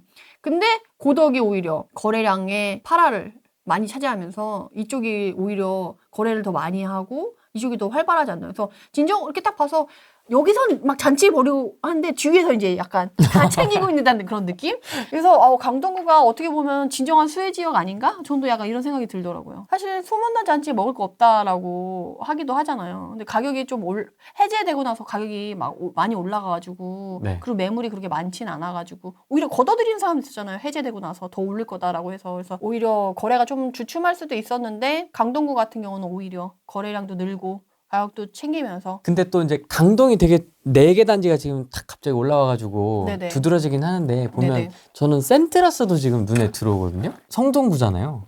그럼 어쩌면 퍼져나가는 느낌을 보여주는 게 아닐까? 실제적으로 이번에 토지거래 허가구역 되고 토지거래 허가구역 전후에도 이제 23년부터 서울만 뜨거운 부분이 있어가지고 그게 좀 퍼지는 경향이 있었어요. 그래서 이제는 좀 밑에 2급지, 3급지까지도 물이 어느 정도, 왜냐면 가격 차이가 너무 많이 나니까 너네만 갈 수는 없잖아요. 같이 이렇게 가니까. 그래서 이게 퍼지는 분위기였는데 이번에 재지정하면서 찬물을 이제 한번 쫙 끼얹어 준 거죠. 그래서 이후에 이제 외곽 지역들, 그리고 2급지, 3급지 지역들이 어떻게 움직이느냐는 또 봐야 될 것 같은데 지금 봤을 때 너무 가격 차이가 너무 많이 벌어졌기 때문에 더 이상 특히 서울 같은 경우는 가격이 더 떨어지기는 좀 쉽지 않을 것 같아요. 그래서 여기를 유지하거나, 그러니까 급지마다 좀 틀리겠지만 정말 좀 외곽이다 그러면 유지하는 정도. 그리고 그거보다 조금 더 상급지다 그럼 이제 조금 천천히 회복하는 정도로 가지 않을까 싶어요. 에너지가 사실은 막 찬물을 끼얹는다고 해도 시장이 인위적으로 한다고 사실 사람 마음대로 그렇게 되진 않잖아요. 그렇죠. 온 땅에 찬물 찌끄린다고 그게 되겠습니까? 그래서 지금 뭐 재지정했다고 해서 뭐 거래량이 묶일 수는 있겠지만 그 외의 지역들은 안 묶인 지역들이 사실 더 많잖아요. 그럼 이제 그쪽으로 갈 거고 지금 이거 토지거래허가구역 재지정 나고 나서 성동구 또 지금 또 벌써 들썩들썩하고요. 그 마용성 용산 빼고 지금 구로까지 오고 있습니다. 지금 관악을 거쳐 이렇게 지금 오고 있습니다. 지금. 네, 그래서 에너지가 이제 그쪽으로 이제 풍선 효과로 갈 수밖에 없는 상황이긴 해요. 그래서 지금 동작구, 성동구, 이제 마포구로 분위기가 퍼져서 또 거기까지 또 급하게 또 재지정을 할지 어떨지는 모르겠어요. 풍선 효과가 있긴 있을 거다. 용산도 마찬가지로 이번에 거래가 이제 토지거래 허가구역 재지정된다는 얘기 나오고 나서 사실 들썩했던 거는 해당 지역의 A급 입지의 대장 아파트들만 그렇게 됐거든요. 그 외에 이제 2급지, 3급지 단지들은 좀 조용한 데들이 많아요. 용산 같은 경우도 이촌동이 있지만 동부 이촌동 그리고 서부 이촌동이 있는데 동부 이촌동에 있는 단지들은 이 잠삼대청의 분위기랑 똑같았어요. 용산은 또 워낙 무게감이고 거기 계신 분들은 좀 느긋하시잖아요. 가격을 낮추지 않고 잡힌 상태에서 그냥 그 나온 매물 안에서 다 거래를 해서 싹 빠지는 분위기. 똑같이 용산도 똑같이 3, 4일 동안에 그랬거든요. 근데 그게 이제 용산역 근처에 이제 그 한강로 쪽으로만 넘어와도 거기는 좀 분위기가 좀 다르더라고요. 거기는 좀 가격이 또 좀 이렇게 출렁출렁하고. 그래서 같은 구 안에서도 지금 제가 말씀드린 거는 정말 대장 아파트 격에 해당하는 애들만 그렇고 나머지는 좀 가격이 금매 출연이나 이런 것들이 출렁출렁한 가능성이 좀 높고 이제 묶였으니까 확실히 풍선 효과의 효과가 이제 앞으로 나타날 거다.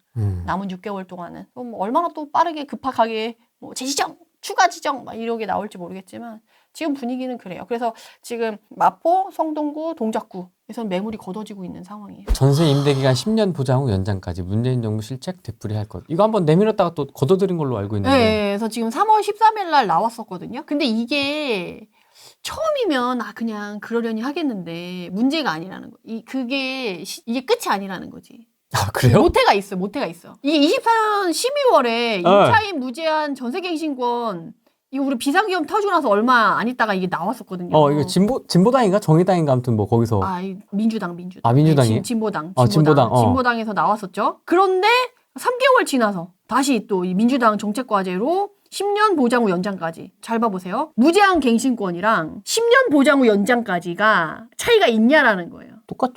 똑같잖아. 근데 이게 왜 똑같을 수밖에 없는 게 이 계약을 2년씩 10년을 보장하고 이후 연장까지 가능하도록 허용한 다음에 이게 신규로 계약할 때도 인상률 상한 5%를 적용하겠다는 거예요. 그럼 그냥 가격이 변함없이 5%까지만 해서 그냥 쭉 무제한 갱신권처럼 쭉 가는 거랑 차이가 없다는 거예요. 그러니까 지금 가격에서 5%씩만 가는 거야. 네, 그리고 문제는 뭐냐면 제가 임대를 놔보니까 알겠어. 왜냐면 시장이 항상 올라가지 않아요. 맞아요. 우리 2021년에 급락했잖아요. 전세가도 똑같이 3-40% 급락했거든요. 근데 문제는 급락할 때는 급락한 가격이 적용이 돼요. 시세로. 근데 올라갈 때는 5%씩 올리는 거야. 어떤 느낌인지 아시겠죠? 그러니까 지금 21년도 하반기에 전세가가 급락했어요. 그 가격에서 지금 5%씩 올라오고 있어. 근데 또 중간에 급락하잖아요? 또 내려가. 5%씩 올라와. 하나도 앞뒤가 안 맞는다 진짜 정책이. 그러니까 이게 하락하는 거에 상관없이 그냥 계속 5%를 올려주겠다라는 게 아니잖아요. 그러니까 이게 그래서 더 재산권 침해가 될 수밖에 없는 거예요. 그렇죠. 세입자가 들어와서 계속 살아. 그리고 새로운 사람이 와도 그 가격이야. 그리고 팔고 싶어도 전세자가 나는 계속 평생 여기서 살 거야. 그러면 이제 못 파는 거예요. 이게 재산권 침해가 될 수밖에 없지. 그리고 이렇게 되면은 세금은 어디서 낼 거야? 이 집 갖고 있는 사람은. 그러면 결과적으로 집주인들은 세를 놓지 않게 되거든요. 그래서 저는 이거가 만약에 지금 문제는 이제 2024년에 12월에 이게 나오고 이게 시작으로 그 다음에 이런 식으로 계속 조금씩 말을 바꿔서 약간 수정한 것 같지만 포장만 수정을 해서 결과적으로는 내용물은 똑같은 것들이 계속해서 반복해서 이렇게 간을 보는 식으로 나올 것 같다라고 생각이 들거든요.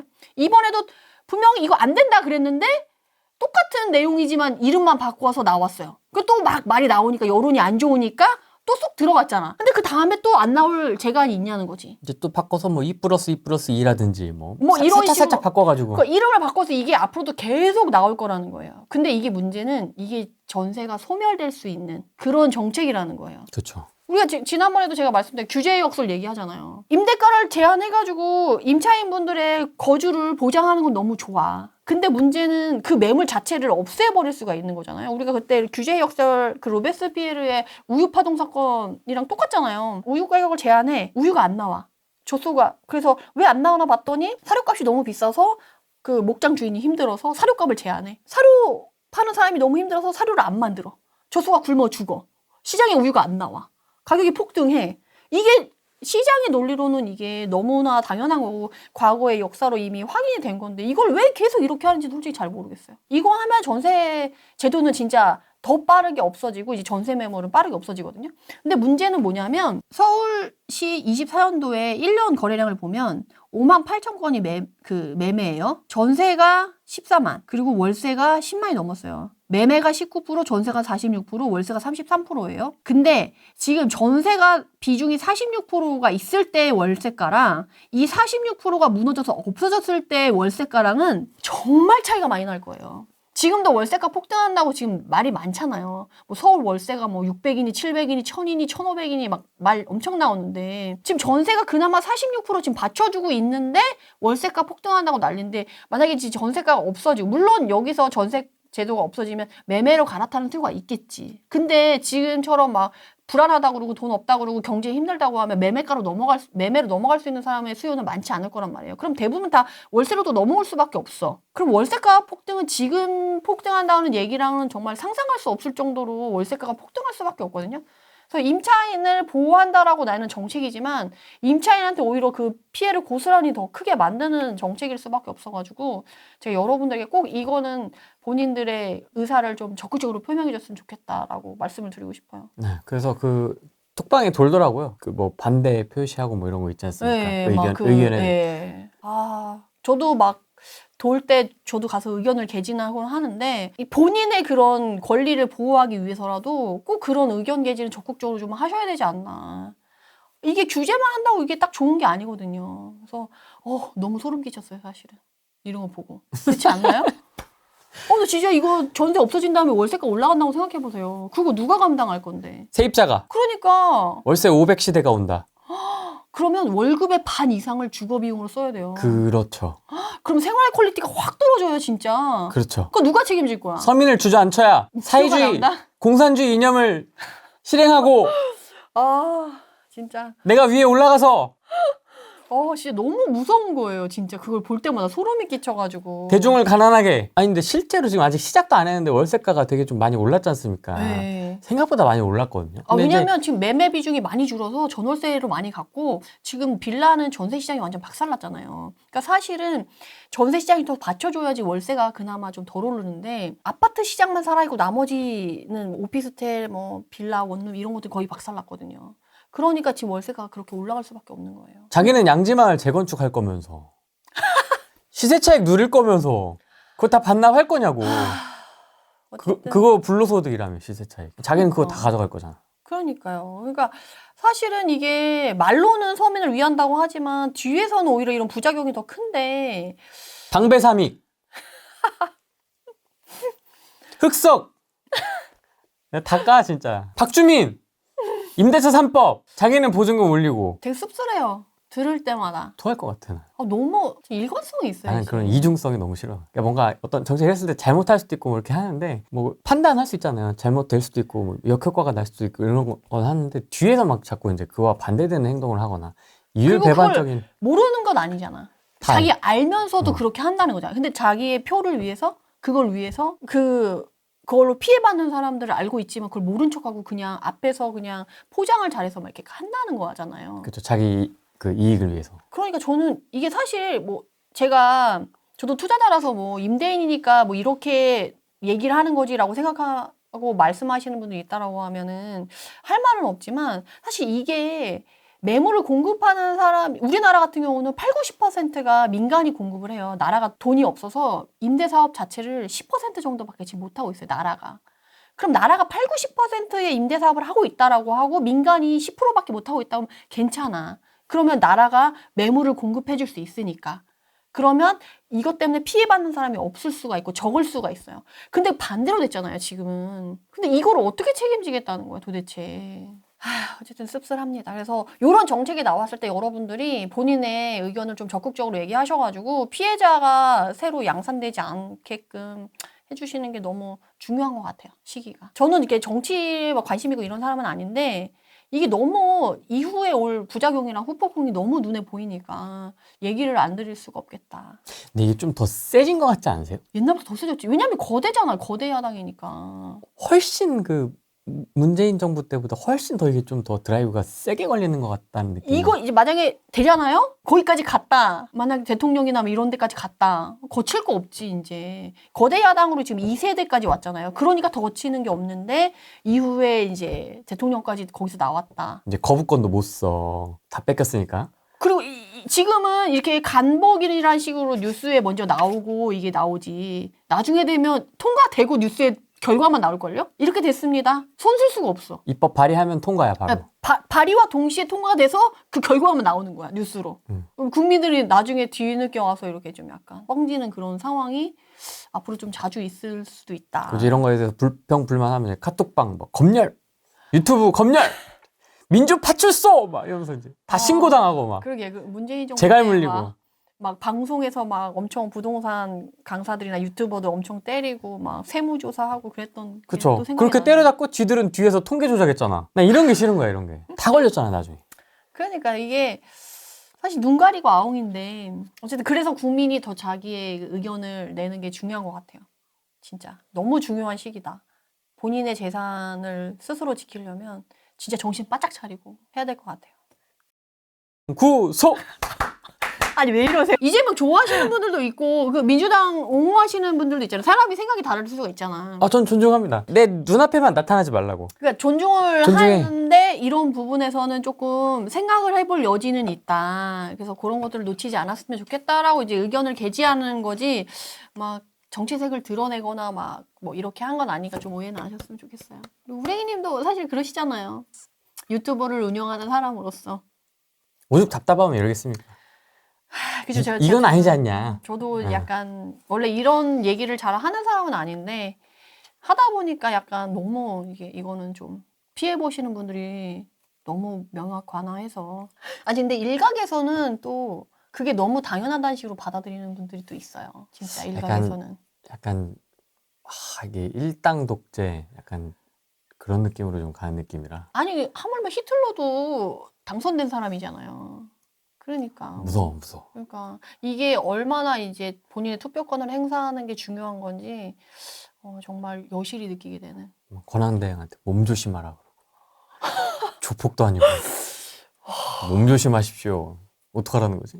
뭐 어떻게 하겠다는 건가? 뭐 이런 느낌. 2월에 토지거래 허가구역이 해제되고 나서 그럼 거래량이 많이 늘었다고 하는데 그러면 해제된 잠산대청이 제일 많이 거래가 되고 거래 비율이 오르고 많이 그랬냐라고 이제 뚜껑을 까보면 예.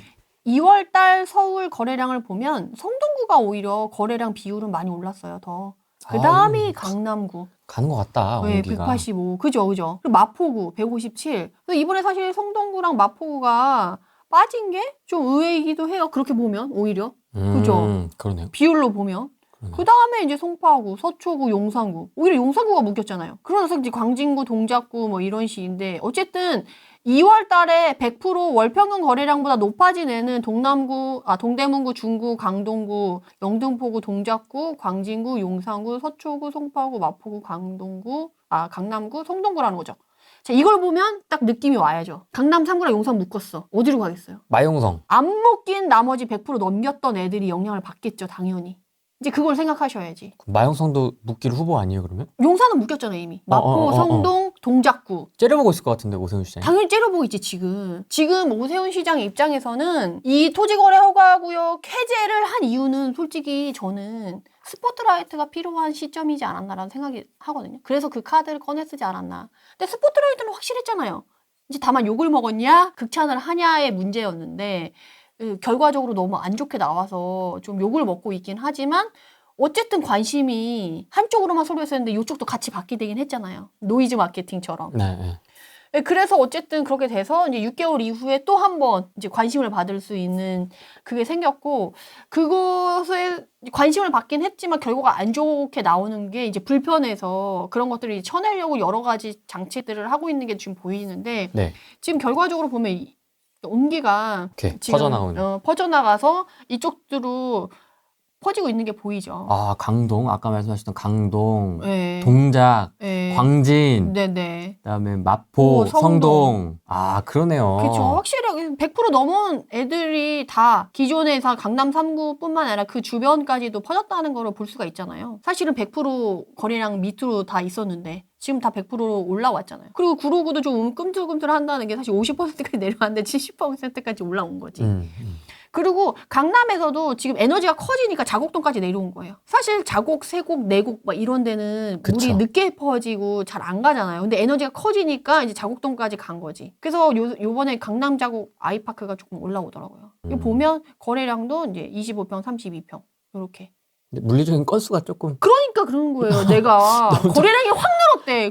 지금 자국도 275%잖아요. 275%야. 너무 적은데? 근데 거래량이 11개야. 어떤 느낌인지 아시겠죠? 이건 시장에 막 영향을 줬다 이런 느낌은. 두 개 거래되다가 4개 거래됐어. 이건 아닌 것 5개 거래됐어. 200%, 300% 됐다니까? 막 완전 타오르게 만든 거 아니야? 이렇게 생각하면 안 된다는 그러니까. 거지. 이게 좀 그냥 그런데 이거는.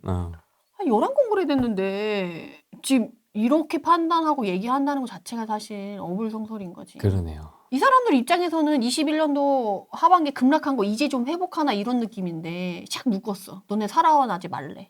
막 살아나고 있는 세상을 확 밟아버렸어. 이분들 억울할 수 있는 거지. 뜨거웠던 사람들은 뜨거웠지만. 그 다음에 이제 성동구가 제일 높으니까 그럼 성동구 누가 제일 많이 거래됐냐 봤더니 이제 금호동. 근데 아까 강남은 자곡동이 올라왔잖아요. 근데 얘는 금호동이면 성동구에서도 핵심 지역 애들이 그나마 또 똑같이 거래되는 거지. 그럼 얘네들은 강남구에 있는 자곡세곡 이런 애들이랑 좀 차이 있게 오히려 이런 때는 조금 터치가 필요한가? 그런 걸 좀 고민해 볼 수 있는 거죠. 그리고 비율 자체가 300%고 거래량이 금호동에는 사실 단지가 또 많지는 않아요. 물론 자곡도 많지는 않지만 거래량이 좀 이렇게 나오고 옥수도가 61건 244% 여기서 보면 200%가 넘잖아요. 여기서 보면은. 그래서 네. 어쨌든 송동구가 다른 지역보다 1위를 차지한 이유가 이런 식으로 다른 사람은 2-3건 거래해서 4-5건 됐을 때 얘는 한 6-7건 됐다는 거지. 그러니까 사실은 서울의 거래량 자체가 이제 월평균 거래량 정도 올라왔는데 이거 가지고 뭔가 얘기를 하는 것 자체가 사실 크게 의미 있나? 라는 생각을 하지만 그래도 토지거래 허가구역 해제가 얼마나 효과가 있었냐라고 봤으면은 요 정도는 있다. 그냥 요 정도만 판단하셔도 될 것 같아요. 그 다음은 이제 마포구도 아현동 500% 56건이 거래됐대요. 이제 마레프가 지금 24건이 거래됐죠. 그러니까 아까 마레프 우리 호갱노노에서 실시간에서 떴었잖아 1위로. 네. 이제 마포 더 클래시랑 마포 프레스티지 자이가 너무 올랐으니까 이제 준신축급 입지 좋은 단지가 오를 때가 된 거죠. 그래서 에너지가 퍼지고 있는 게 이제 보이는 거고 마포구가 풍선 효과로 이제 더 갈 수 있다라는 게 이미 토지거래 허가구역 해제됐을 때 에너지가 퍼지면서 이미 올라갔는데 요번에 막지 않았으니까 더 갈 수 있겠다. 그래서 마포도 지금 매물 다 걷어들였대요. 가격이 더 올라갈 것 같아가지고 풍선 효과는 너무 명확한 것 같고 송파구도 마찬가지로 잠실동이 많이 거래되잖아요. 네. 이 거래량도 이제 240% 얘는 100단위. 잠실동 워낙에 매물이 많이 나왔었어요. 지금 2월 달에 지금 120건이 거래됐다는 거지. 리센치, 엘스, 트리즘 요 세 단지만 합쳐도 지금 50건, 70건, 거의 80건, 80건에 달하는 거니까 120건의 반 이상이 넘잖아요. 그러니까 이건 영향을 받은 게 확실하지. 이번에 영향을 받은 지역과 구역과 단지의 그 상황을 보고 나서 판단을 하는 게 더 중요한데 이번에 그런 거 없이 그냥 묶어서 그게 좀 씁쓸하고 지금 내 집 마련 고민하시거나 서울에서 보시는 분들은 이렇게 해서 중심 지역만 움직였냐 아니면 뒤에까지 물이 퍼졌냐를 보면서 본인이 갈 단지랑 그 구역을 언제 움직일 것인가를 가늠하는 게 지금 오히려 그걸 챙기는 게 중요한 것 같아요. 지금 시기는. 서초구도 똑같이 올랐죠. 반포도. 반포 역시 69건이나 거래됐죠. 레미안 퍼스티지가 올랐네요. 원베일리랑 똑같이 거래가 됐네. 그 다음에 반포 자이. 그래서 사실 그 고터 이용하는 사람들은 고터를 지나가서 이제 그 들어가기 전에 반포 자이가 항상 보이니까 네. 사실 반포에 있는 원베일리가 뉴스에서 막 떠들썩하기 전에는 반포 자이가 일반인 분들에게 오히려 더 친숙하다라고 얘기를 하시더라고요. 네. 이 잠원동에 이제 반포 자이랑 뭐 메이플 자이 뭐 이런 것도 신경을 써야 되고 지금 얘네들은 중심 단지 위주로도 거래가 활발하게 뜨거워지면서 거래량이 좀 늘어났으니까 얘네들은 규제하는 게 맞을 수도 있겠다. 그 다음에 이제 용산구는 이제 보강동 3건 거래가 하나도 없었던 거지. 3건 되면서 3배가 된 거고 이촌동은 확실히 거래가 늘었죠. 66건 253%. 그러니까 이 같은 300% 200%라도 실제 영향을 받은 지역과 아닌 지역. 이촌동이 훨씬 더 영향이 크겠네. 그러니까 이촌동은 조금 터치를 하는 게 맞았을 수도 있지. 근데 그쵸. 다른 애들은 막 2개, 9개 막 이래. 근데 얘네를 다 묶는다? 그건 좀. 그러니까요. 그러니까 이거를 요번에도 핀셋으로 해서 좀 했어야 되지 않았는데 너무 급했던 것 같아요, 마음이. 막 그 해제 때문에 막 여론의 문매를 맞고 막 안 좋다라고 하니까. 나 대통령 나가야 되는데, 집값 오르면 안 되는데, 이런 거지. 그러니까 너무 마음이 좀 급하시지 않았나 싶어요. 그러다 보니까 지금 딱 봐도 그렇잖아요. 이촌동은 조금 터치를 할 필요가 있었겠지만 나머지는 막 3건인데 막 300% 됐다고. 너도 묶어. 그러니까 억울하지. 억울하지. 그쪽도 그차라도 거래 잘 안 되는데. 뭐 이런 식으로 쭉 보면은, 그러니까 영향을 받은 지역은 여럿 있다라고 보여지지만, 시제적으로 이제 터치가 필요했던 지역들은 일부, 핵심 지역에 좋고 비싼 애들이지 않았나. 이게 웬일이냐? 울산. 울산. 보세요. 여기 울산. 서울 위에 있습니다. 내가 그래서 울산 가고 싶다고 했잖아요. 울산. 울산은 왜 이렇게 된 거죠, 지금? 울산은 원래 23년도에 이제 올라오면서 서울 수도권이랑 같이 유일하게 같이 서울 흐름과 같이 한 지방 도시 중에 거의 유일한 도시가 울산이에요. 그래서 제가 그때 전에 그 플라워 차트 보여줄 때도 항상 서울 수도권이랑 같이 움직이는 울산, 항상 지방 중에 지금 제일 잘 가는 애 울산이에요. 계속 얘기를 했었거든요. 근데 울산이 사실 중공업 산업이 안 좋아가지고 한참 꺼진 다음에 그 다음에 해양 플랜트 사업 괜찮아지고 또 조선 사업이 좀 좋아지면서 울산이 좀 올라온 경향이 있거든요. 네. 그래서 이번에 또 지방 다주택자 중과는 지방은 좀 풀어준다. 3주택자 이상부터 풀어준다. 뭐 이런 얘기가 있었잖아요. 그거는 이제 또 통과돼봐야 아는 거지만 그렇게 되면 이제 지방 활성화 정책이 될 거냐라고 하면 3주택자부터 풀어줄게. 글쎄 크게 의미가 있을까 싶긴 한데 이제 완전 그냥 지방에 그냥 규제 없이 풀어줄게 하면 조금 될 것 같긴 하거든요. 금액으로 끊지 말고. 그래서 다 풀어준다고 하면 이제 그나마 좀 지방이 좀 숨을 쉬지 않을까 싶은데 그러면 제일 먼저 가볼 때가 이제 울산이긴 하죠.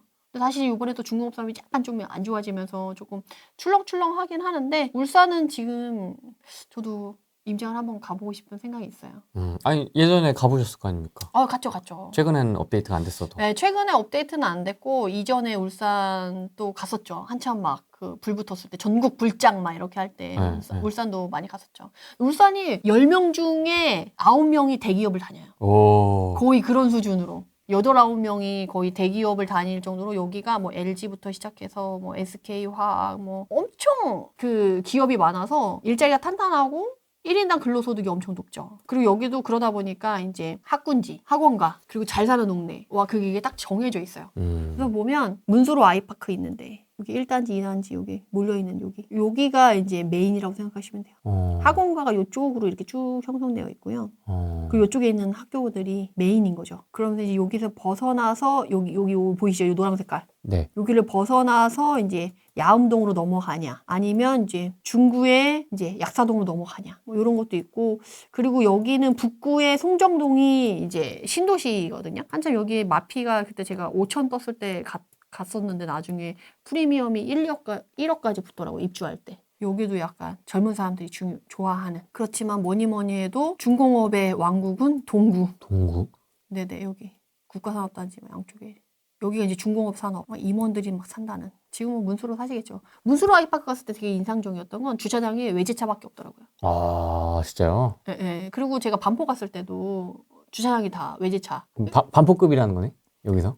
그러니까 울산의 반포급인 거지. 여기 문수로 아이파크 그쪽이. 어느 지역이나 그 지역에 유지가 있고 그럼요. 그 부자들이 있잖아요, 자산가. 그래서 우리나라의 울산, 대구의 그런 유지들, 자산가들이 좀 있으신데 그분들도 어쨌든 직주 근접해서 살긴 살아야 되잖아. 그럼 그 지역에서 제일 좋은 데 사실 거니까. 울산 사요? 지금?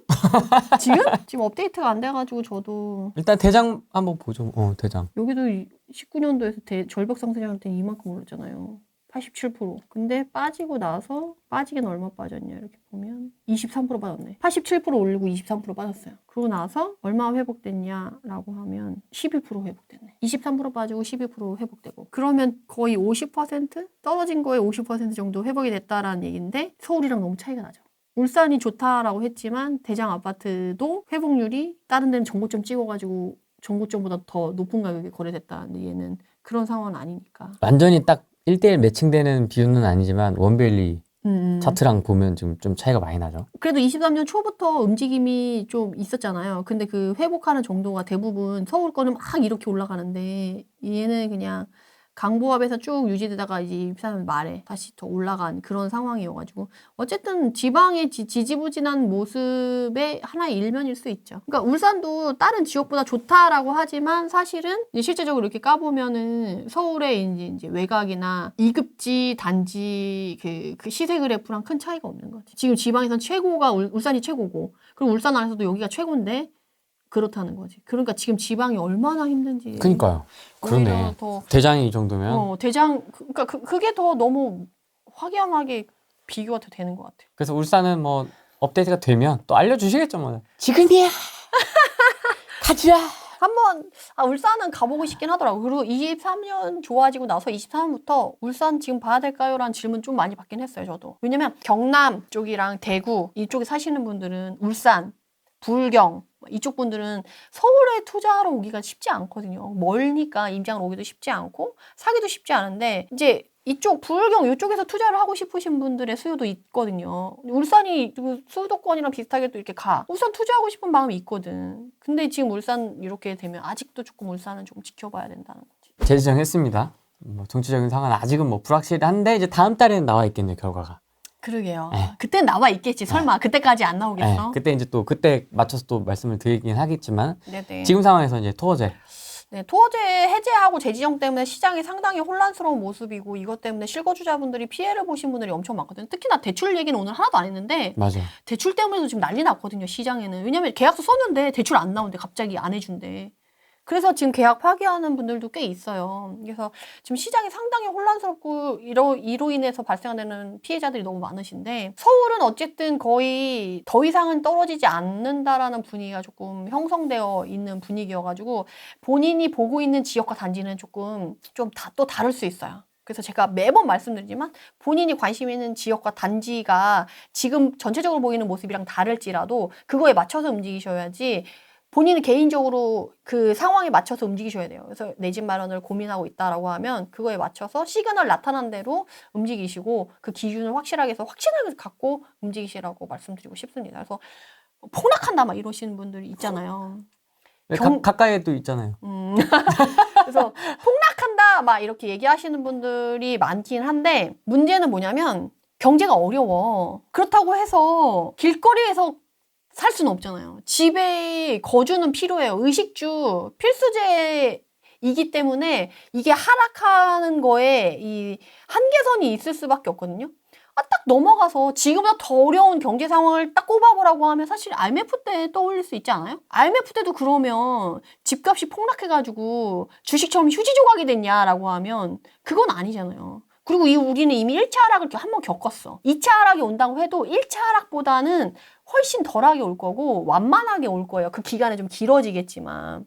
그러면 2차 하락이 확실시 되고 했을 때 내가 어떻게 할 거냐에 대한 고민을 하셔도 되거든요. 그래서 내가 좀 불안하다, 아직도 불안하다 그러면 2차 하락이 있을 수 있냐 없냐를 한 번 더 확인하고 가면 되는 거고 뭐 솔직히 반포의 원벨이나 잠산대청 이런 애들은 2차 하락이 와도 얘네는 그냥 가격을 고수하면서 갈 확률이 높아요. 왜냐면 이 사람들은 지금 요번에 또 보니까 현금을 그냥 들고 있는 사람이야. 그러니까 크게 흔들리지 않고 그냥 투척하는 거예요. 근데 정말 돈이 없어서 2급지, 3급지 내려간 사람들은 그거에서 영향을 받을 수 있다라고 하면 경제 상황에 따라서 영향을 받을 수는 있어요. 거기는 좀 2차 하락이 오면 가격이 조금 더 빠지고 늦게 회복이 될 가능성이 충분히 높아요. 근데 이 급지마다 요번에 너무 다르게 나타나니까 여러분들이 그 전체적으로 부동산 시장에 지금 나오는 전문가들이나 얘기 나오는 거 다 막 좋은 얘기만, 좋은 핵심적인 있는 그 단지들과 구역만 대상으로 얘기를 하잖아요. 내가 생각하는 단지랑 전혀 다를 수 있어요, 분위기가. 그 기준을 본인에 맞게 잡으셔가지고 올곧이 가시는 게 승자가 되는 방법이지 않을까 싶습니다. 알겠습니다.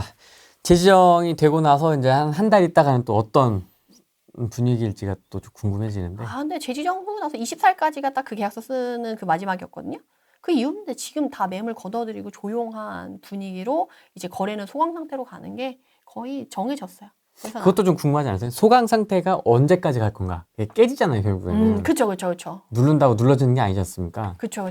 근데 거래할 사람은 거래했기 때문에 경제도 그렇게 좋지 않고 그래서 빨리 막 발빠르게 또 막 움직인다 이런 분위기는 안 되지 않을까? 다만 이제 아까 말씀드린 성동구라던가 마포구랑 동작구 이런 데는 새로운 바람이 불기 시작하겠죠. 그리고 거기는 우리가 생각한 대로 소강 상태가 되게 짧겠지.